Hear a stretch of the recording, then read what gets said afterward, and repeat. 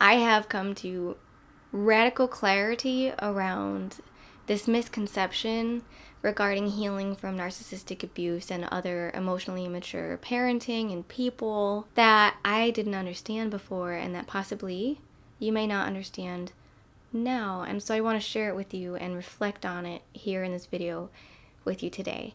And what it involves, this piece of clarity that I didn't understand and now I do, is what we're prioritizing in our healing.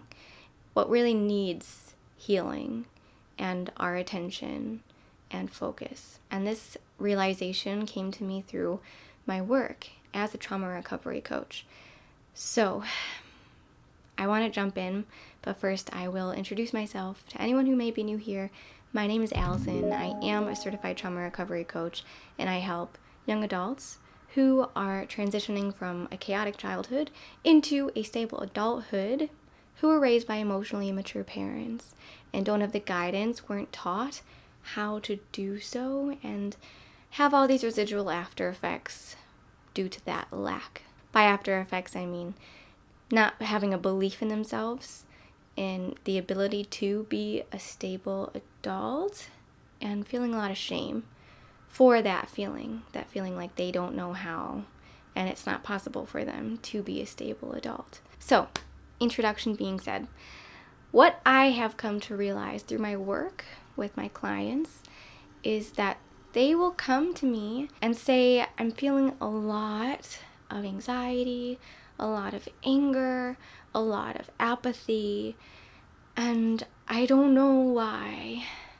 And then they'll tell me a whole bunch of things that are going on in their life, relationship problems, dependence on their toxic parents or family, or maybe it's knowing that they need to make this change, knowing that they need to bring something into their life or remove something from their life, and instead being stagnant and not making that change, and the shame that accompanies that, and the loss, the not having that in your life consistently, or having the thing in your life consistently that you really want or that you really don't want anymore.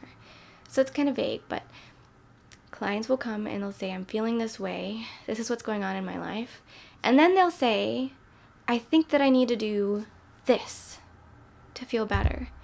And by this, they'll say, create systems for organization in my life, meditate, start a gratitude practice, work out, eat really healthy, take my vitamins, talk with my friends more, and solidify my support group.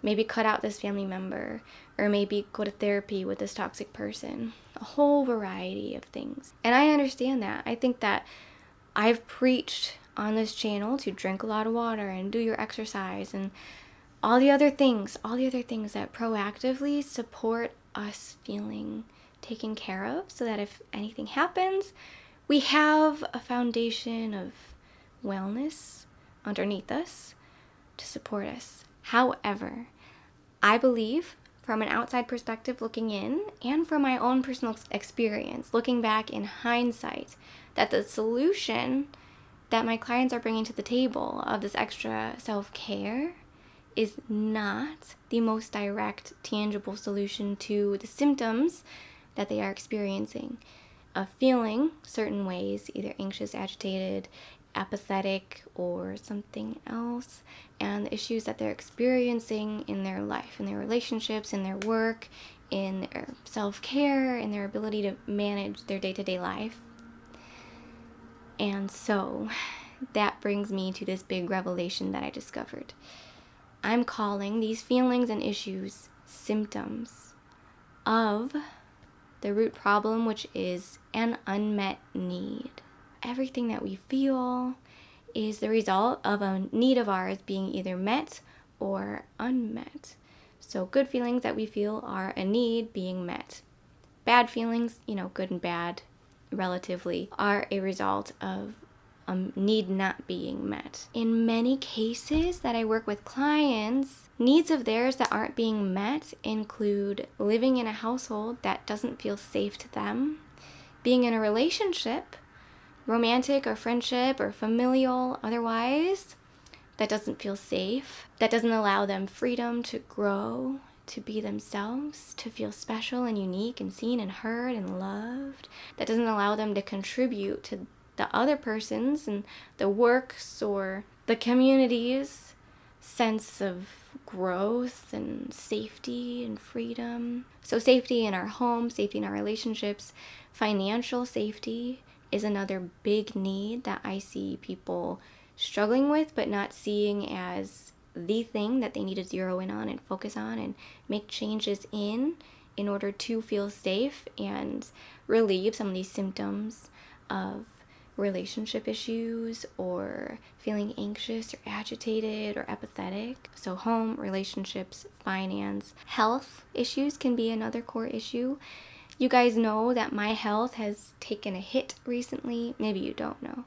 But anyways, I think that you get the point. The issues that I really want to focus on today include living somewhere where you feel safe and having the financial means to do so. I see a lot of individuals that I work with, a lot of clients, living in situations where they don't feel super safe. You know, they maybe feel safer than they did at one point in time and have built resiliency, cultivated this toolbox of things that they can do, gray rock, or set boundaries, communicate effectively and healthily to manage in that environment, but they still don't feel safe, like they can be completely themselves, free to be themselves, and grow in ways that are possible for them and fulfill their potential, which is what a lot of us are striving for, right? But they're not able to do so in their home, and they're not able to necessarily move out because of finances. And so I recommend watching a video that I made called Moving Out of Your Narcissistic Parent's Home. I'll link it in the description box below and the video right here. And I share about my story and also tips that I would recommend for everyone generally on how to move out of your family home or your toxic environment of whatever case. And I didn't have any resources at my disposal, like a savings account, a little cushion to leave the nest, take a leap of faith and have as a net to catch me if I fall. But I did have community. And so I trusted that even if I didn't have that safety net of physical, tangible resources, material resources, money, I had personal connections that I knew would catch me if I fell, that I could, squat at people's houses if I were out without money at a given time. And so that took a lot of personal growth. I needed to be able to interact in relationships in a way that really strengthened them and supported them, so that if I ever needed support in return, I could ask for it and it wouldn't be with a sense of entitlement or not being worthy or deserving of it. Things like that. So there's like things to consider extending beyond this revelation of what is this core need that maybe isn't being met in my life, in your life. Beyond that, there's, okay, what do I need to do in order to secure that core need? Make it so that if I take that leap of faith and meet that need of mine, I have something to fall back on. If you need connections in your life, maybe you need a mental health counselor or consultant, coach, to first have a healthy, stable, secure relationship with, an attachment with, before going and putting yourself out there in relationships that aren't trained to teach you how to build trust in a relationship, where you can practice expressing yourself and your ideas freely before going out into the world. It's like the Wild West, where people aren't going to be as considerate necessarily, unless they're angelic, which really healthy, awesome people exist, but maybe a coach could really be supportive to you, to bring all these points together that I've been making in this video. A reason why is because the person who you consult with has an outsider perspective and can see the trees for the forest that they are. They can see the bigger picture that maybe you are too in the middle of to be able to fully see and accurately see. And they have the experience to say, listen, I know you want to meditate and journal every morning. But maybe first you need to spend that time working a little more to make a little bit more money, or you need to change your job to something with a higher wage so that you can spend the same amount of time working for a higher wage in order to build up resources for you to be able to live independently and have a safe space. Because that safety is what's going to allow you to not feel anxious, irritated, and apathetic, and allow you to feel free and live how you want to and grow how you know you need to. Because another feeling that we feel oftentimes is shame. Shame for not doing the things that we want, that we know we should, that we need to do. Or for doing things that we don't want to be doing. Like allowing someone else to dictate what we're allowed to do and what we're not allowed to do, to dictate our freedom. We want to take that back, But if we don't, we feel shame for doing that. And so these core needs of ours, feeling safe, and, the tangible vehicle for feeling safe, living in a home where you are safe, independent home, providing for yourself as an adult with your stable income and therefore your stable four walls, roof, floor. That's what we need. That is how we can move beyond these symptoms of our needs going unmet. One of which being shame. And another thing that I'll say is narcissistic relationships and otherwise emotionally immature relationships have a tendency of habitualizing, normalizing our needs going unmet, our freedom being smothered, being oppressed, our want for connection and our want for contribution and significance being smothered and oppressed. So, and growth, narcissistic individuals, emotionally immature individuals don't see people as growing and changing and evolving. They see them as who they see them and who they're comfortable with that person being, not as who they are and who they're expanding to be all the time, So it's a paradigm shift in a way to change our life, to recognize what our needs are and meet them. But in a way, it's simple. Like, what our needs are tangible and simple. If we don't have a home that we feel safe in, obviously we're not going to feel safe. We're not going to feel at peace, content, happy, calm. We're going to feel a little bit anxious. If we're not in relationships where we feel safe, seen, heard, loved, we're not going to feel fulfilled, So the next step after realizing that these needs are met is going after them, going after fulfilling our needs. And that is, in a way, simple, direct. If you need to get a home, you need to make money and look for the home, and make that change. If you need friends, you need to, put yourself in situations where you will meet friends.